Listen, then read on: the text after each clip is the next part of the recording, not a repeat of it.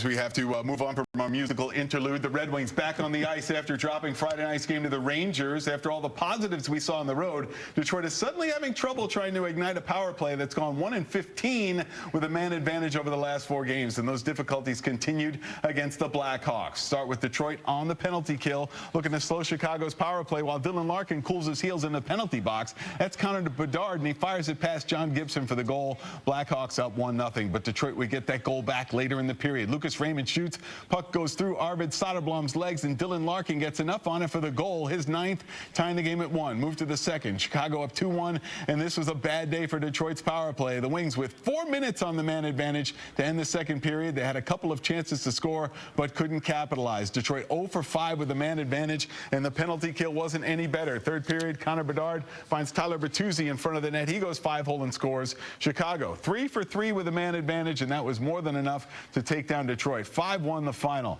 Jennifer Hammond has more from Ice Level. Sunday's loss was all about special teams as the Red Wings gave up 3 power play goals to the Blackhawks and then went 0 for 5 with the man advantage. A disturbing trend that's seen them go 1 for 20 over the last 5 games. Special teams battle, it was so downhill for us, it wasn't even close. You know, the power play, we didn't get in and get established. We had a tough time entering the zone. We had 10 minutes on the power play. They had 1:19. They scored in 3 of their 3 shots. We got 0 for 11. That's the game. Dylan Larkin scored the lone goal for the Wings, his first in the last 6 games. And afterwards, the captain fell on the sword, saying ending the streak of 4 losses in the last 5 starts with him.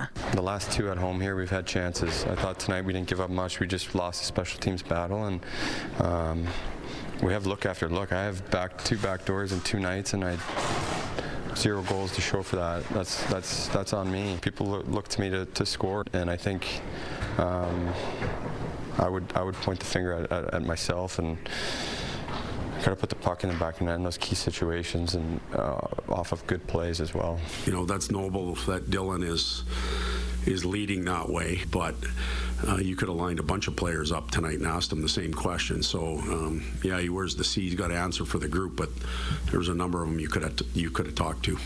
And with 3 days before their next game on Thursday, McClellan said that they will dig deep and figure out what they need to do to improve special teams before they host the Ducks. At Little Caesars Arena, Jennifer Hammond, Fox 2 Sports.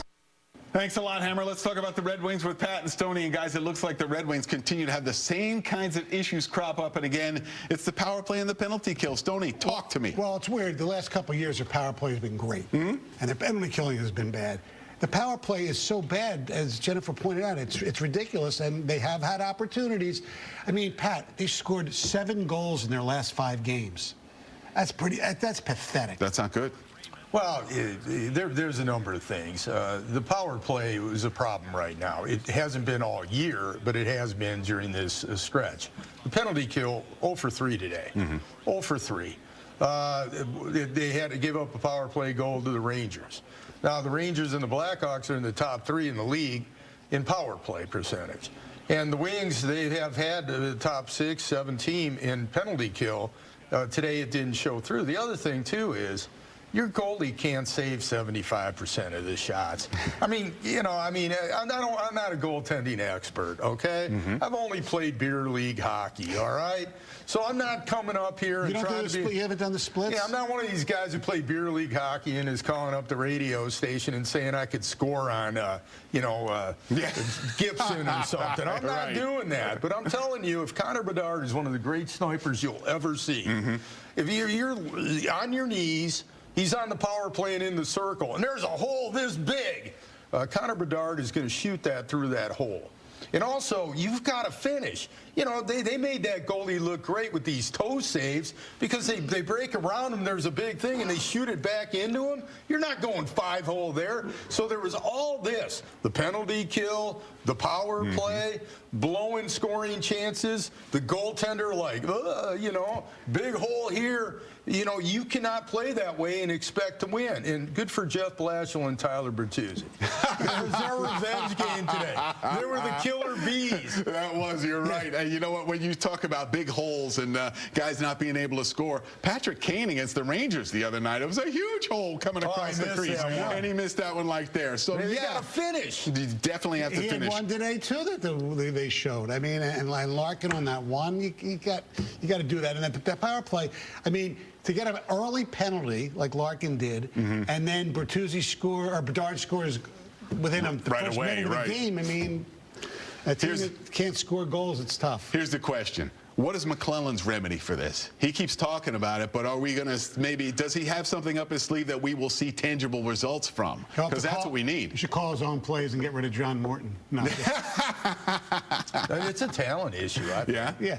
You know, I mean, they have a lot of passengers on that team. They really do. They got, Larkin, DeBrincat, Raymond, Edvinson, a number of their players are good. Sider, definitely. But they got a lot of passengers on that team. And in a game like this, they kind of get lost. You don't even think about them today. How would you take? Are they even on the ice today?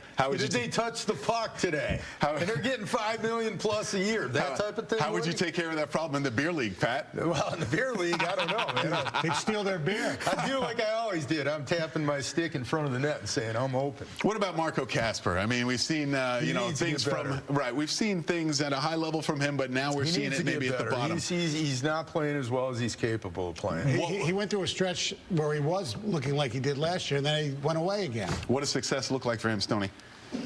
For me, he scored 25 goals. I mean, that would be a successful second year for him, right? Yeah, the guys could, at least be more of a threat. He looks like he's lost in space. It's kind of weird watching him because he usually is very engaged. It seems that way for a lot of guys, though, like a light switch, on and off. I mean, some nights it's on for some guys. Most nights it's off lately. Woody, I can't stand it when you sit there and look at 40-second shifts in which guys go out there. Right. They really don't do anything and then skate back onto the bench. Okay, I mean, and you can say whether it's position responsibility. Wasted opportunity. They're just not out there engaged the way they need to be. And when you get a chance to put the biscuit in the basket, Woody, you got to do it. Yeah, no doubt. You got to do it. Stoney, you got to do it. Okay. No doubt, guys. All right, time to signal for a timeout. When we come back, we'll dive into the NBA, where the Detroit Pistons are holding their own during this early stretch of the season. Thanks, Pat. I appreciate the timeouts. We'll have the action against the 76ers next.